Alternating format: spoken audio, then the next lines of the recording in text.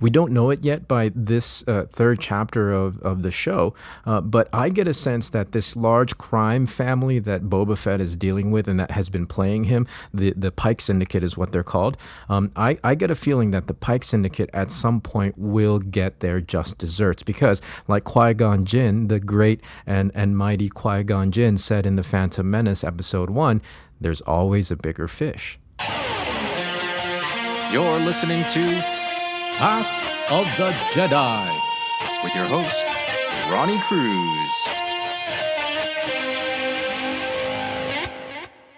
All right, welcome to Path of the Jedi, the podcast where Star Wars meets personal development. My name is Ronnie Cruz, your host for this marvelous adventure. And yeah, we are really getting into the thick of things with Book of Boba Fett. And man, I am having such a great time, not just watching the show, obviously as a Star Wars fan. It's got so much to offer. And if you haven't jumped on it yet, you need to, because you're missing out. You're missing out. Life is just so much better with more Star Wars in it, right? But also, I'm really enjoying discovering and discussing the things that we've been discussing about.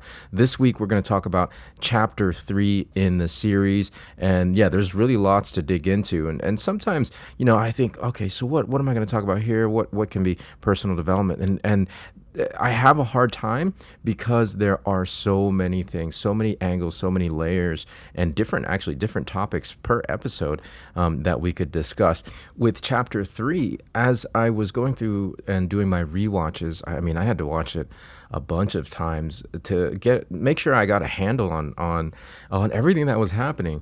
So a lot of my initial rewatches, the theme that I kept gravitating towards was manipulation, right? Manipulation, as both in Boba's flashback scenes as well as his present time scenes. You see the various interactions that he has and the levels of manipulation that these, crime syndicates, lower level, higher level crime syndicates have in this corrupt structure, right? This corrupt society. And with him being kind of the new kid on the block, everybody's testing their waters with him.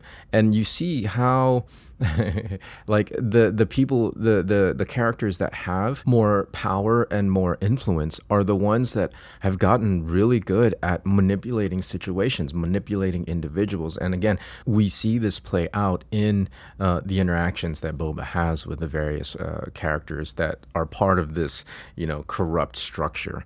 At the beginning of this chapter, we're introduced to this character named Lortha Peel, who is played by the amazing Stephen Root.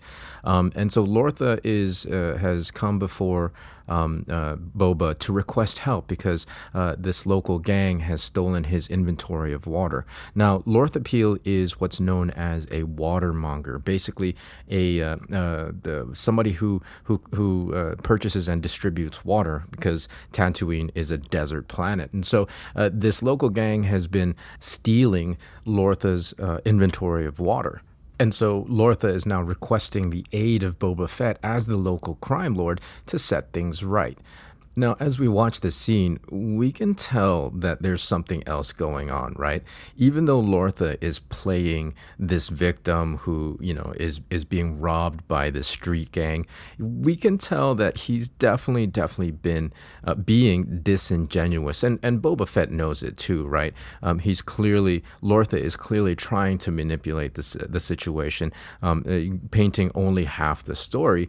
And so when Boba goes to investigate what's happening, he learns, in fact, that Lortha has been overcharging for the water, like charging exorbitant amount for the water, and that's why this gang has resorted to stealing it from him. So what ends up happening is because Lortha lied, because he was being disingenuous, Boba actually ends up siding with the street gang in this situation and gives Lortha only less than half of what he was actually charging for the water. And in fact, Boba goes on to hire the street gang as part of his team. And we'll talk more about that in a little bit. So in this example, we see exactly what happens when manipulation goes wrong, right? Not only do you not get what you originally wanted, but you end up with less than what you actually had before the deal. Now, fast forward to later on in the chapter, and we actually see a complete role reversal where Boba Fett finds himself the one approaching the established crime lord, right? Now, in this situation, he's the small fish in the pond, approaching and negotiating with the bigger fish. Of course, Boba is still his regular level-headed self, very equitable, wants to make sure that the deal works out for everybody, that everybody's getting their fair share. However, the boss he's speaking with, this representative of this large crime family that has, presence in multiple systems around the galaxy, he's even though he's playing very smoothly, he's got a lot of poise, he's articulate, he's well-spoken, he pretty much says, hey, my hands are clean of this situation. I'm just doing business the way we've been doing business. Whatever disputes you have, Boba Fett, with your competitors, that's up to you guys to settle, right? And that's basically how the interaction goes. And when we see, as the story goes on, that this crime representative, this crime boss, wasn't really being very forthcoming, because when Boba goes back to the Tusken tribe that he's been, become a part of, he finds them having been actually massacred. The entire village, the entire tribe was massacred by that opposing gang. So, there's definitely a lot of wheeling and dealing and behind the scenes manipulation going on, but we can't definitively point a finger at the crime boss's involvement because he played his cards so well.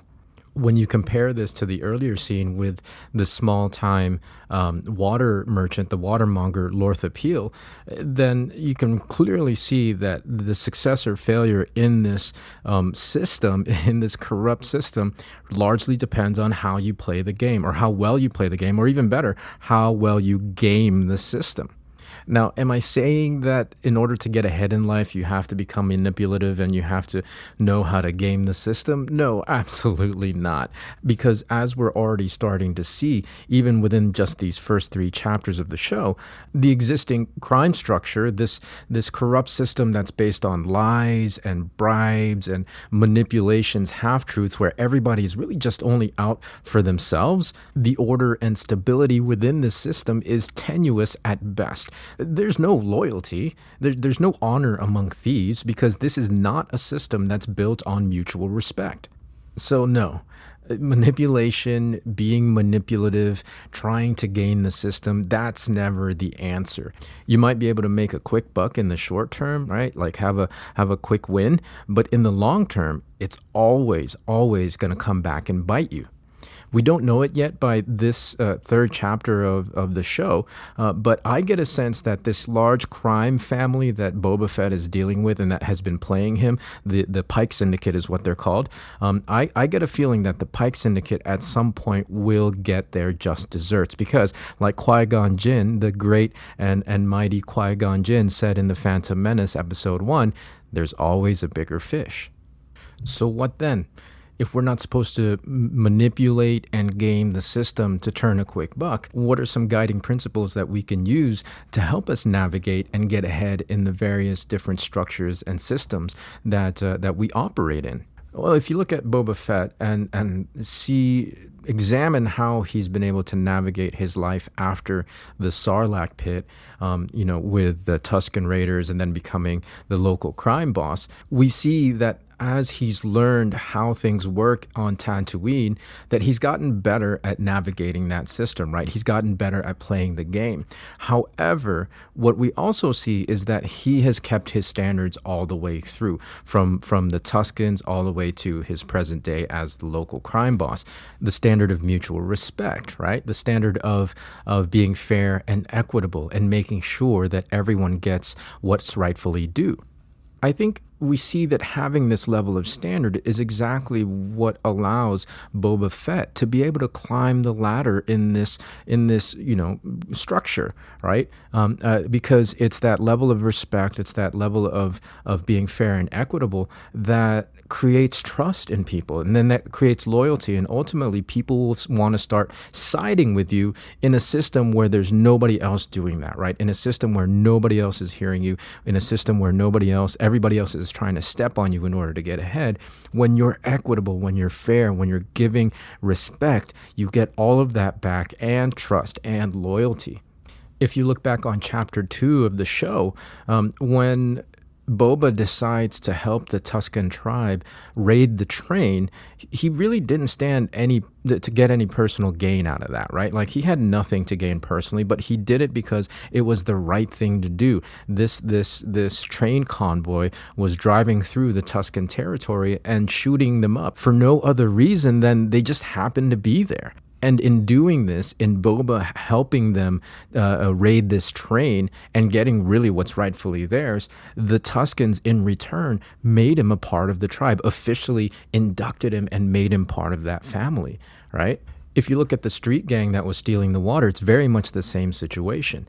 This biker gang, who, by the way, in my opinion, have the coolest speeder bikes that we've ever seen in Star Wars. So you got to watch it just for that.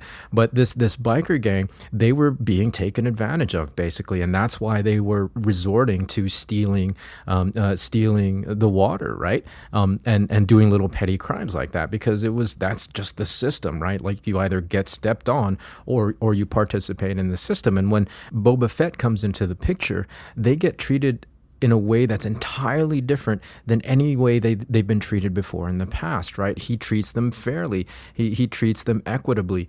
And as a result, they feel like they're being heard. They feel like they're being seen and validated. And that immediately develops trust. And when Boba offers them a job to work for him, it's no questions asked. Boba came in and saw the situation, knew that there were some people being treated unfairly, demanded it fixed, and did the right thing, right? Was he necessarily going into that situation thinking that he was going to hire the street gang as part of his new crime family? No, not necessarily, but he was doing the right thing. And as a result, his little tribe, his little family, his little crime family, right? This community is now starting to grow. So be willing to do stuff for people, not because of some agenda or what you'll get back or what you'll get out of the situation, but because it's the right thing to do. Helping people and being kind and respectful should never have any conditions. Even in business, especially network marketing, if no matter what I stand to gain or not gain in the situation, if you're not getting a win out of this deal, then I'm not going to go through with it. And the question might be then, how do you get ahead doing that, right? If you're not ever gaining anything, how do you make any progress? And the answer really is, well, you do get something. It may not necessarily happen right in that moment or right in that specific transaction. The universe will repay you in kind, and in fact, will repay you tenfold, right? Tenfold of what you give out. So if you're doing the right thing, if you're doing good and you're being kind, you're going to get that back tenfold down the road. If you're not, you're going to get that back tenfold down the road. It's karmic law. It's universal law. What you reap, you sow. What goes around comes around, right? And so in the long run, you're always going to win if you do the right thing. And what's cool is, as an added bonus, beyond what you do for people and giving service and treating people fairly and equitably, it's really how you make them feel that makes that lasting impression, right? Like I said, with the biker gang, yes, he gave them a fair deal. Yes, he was helping them get, and that whole community, as a matter of fact, get fair priced water. But in doing so, he helped them feel seen. He helped them feel heard. He helped them feel validated about what struggles they were going through, and that immediately created trust. It immediately created loyalty, and ultimately that's what helps, again, build Boba's community. And you can build massive communities by doing that. I love building communities, especially in a day and age where, the things that we see in media and the internet and all the stuff in the news, all this noise makes us feel like sometimes the world, there's no people that we can connect with, that everybody hates everybody else, and that's not really true. So people are craving communities, and again, I love building communities and helping people see, and that's all really we all want, right? We want to be seen, we want to be heard, we want to be made to feel that our existences and our experiences are valid, right? And so we have one such community that we really, I love this what it's become, it's evolved into. That's the Path of Growth community.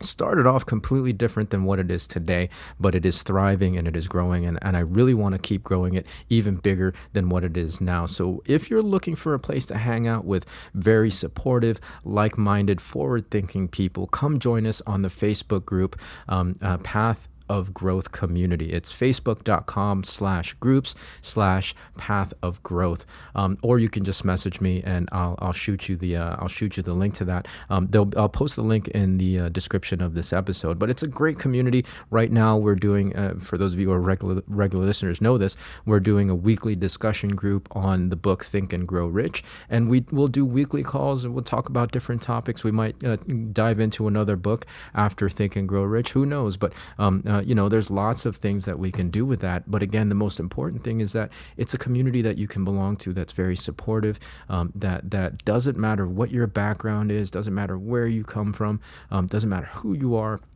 Takes none of that into consideration. It's just if you want to be there, if you want to be a part of something that's supportive and uplifting, it's a great place to be. So again, it's facebook.com/groups, I almost forgot, /groups/Path of Growth. Again, the link will be in the show notes of this episode. All right, so that will do it for today. I love this discussion. I'm finding it challenging in a different way than the episodes and the shows that I did back in 2021, where I honed in on one specific topic. These with Boba Fett, anyways, are very fluid. There's a lot going on in each episode, in each show. Each chapter of the show. So I'm having a great time. Hopefully you guys are having a great time as well. Let me know what you think of this particular episode. Loyalty, I started talking about manipulation, but there's so much more to the conversation. So hit me up with your thoughts, with your insights. Send me an email to info@pathofthejedi.com with the title of this episode in the subject heading if you want to just leave me a message, or you can record an MP3 and I'll play it here on the show as well. That would be awesome. Again, it's Path of the Jedi at, that's wrong. It's info@pathofthejedi.com.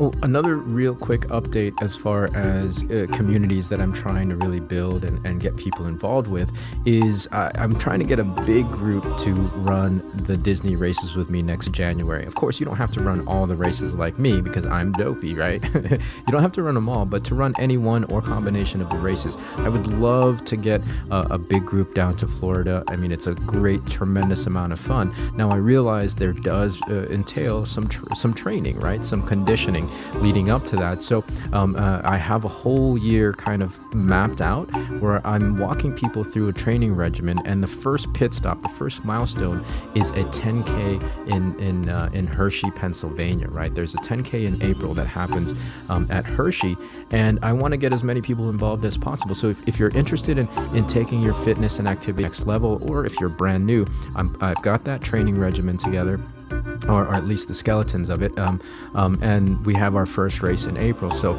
hit me up, let us know that you want to get involved. Email me at info@pathofthejedi.com and with the subject heading Road to Dopey, and I'll put you into the group, into the training regimen, and into that community. It's the Run Ronnie Run community, which is not quite active right now. I'm making some adjustments. I'm migrating that to a different group page. So just better to message me at info@pathofthejedi if you want to get involved in that. And of course, no Path of the Jedi episode would be complete without the shout out.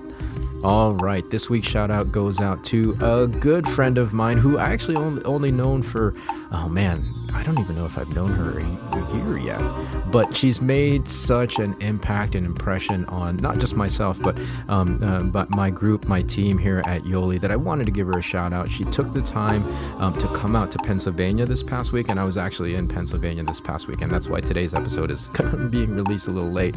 But we went up to Pennsylvania. We did a event there, a small event for the team locally, and it's so impossible not to fall in love with this individual. She's so amazing in what she does. She makes you feel, we talked about in this episode, she makes you feel heard. She makes you feel listened to and seen, and makes you feel important. And on top of that, of course, she has a wealth of wisdom and knowledge and experience that she was able to share with our sales force up there in Hershey, Central Pennsylvania. So the individual's name is Ashlyn Whitaker, and what I'll do is I'll share her social media outlets on the show notes of this episode. You guys can check her out. She's absolutely amazing. Again, brings so much to the table, such an asset to our Yoli family, Yoli, the company that I'm with in network marketing. And so I just wanted to take the time here to celebrate her, to thank her for everything that she does, for coming out all the way to Pennsylvania in this freezing cold weather this past weekend, right? To help us out, to help build our little team out in Pennsylvania. So Ashlyn Whitaker, thank you so much for everything that you do. This shout out goes to you. And that's going to do it for today's episode, guys. I know it's a little late in the release, but as I said, I was super, super busy this past weekend with all the traveling. But you got your episode nonetheless. Keep up with everything that's happening with Star Wars. Keep up with everything that's happening with Path of the Jedi and all our social feeds, Twitter and Facebook. It's POTJ Podcast. You can connect with me, obviously, on Facebook as well directly if you want to hit me up. It's Ronnie Cruz. Just do a search, you should be able to find me. But beyond that, guys, it's been always a real pleasure exploring the book of Boba Fett with you. We'll catch you next week with a whole brand new, fresh episode. So until then, be well, be safe, and may the Force be with you. This podcast is not endorsed by the Walt Disney Company nor Lucasfilm Limited, and is intended for entertainment, educational, and informational purposes only. The official Star Wars website can be found at www.starwars.com. Star Wars, all names and sounds and any other Star Wars related items are registered trademarks and or copyrights of Disney and their respective trademark and copyright holders. All original content of this podcast is intellectual property of Path of the Jedi unless otherwise indicated.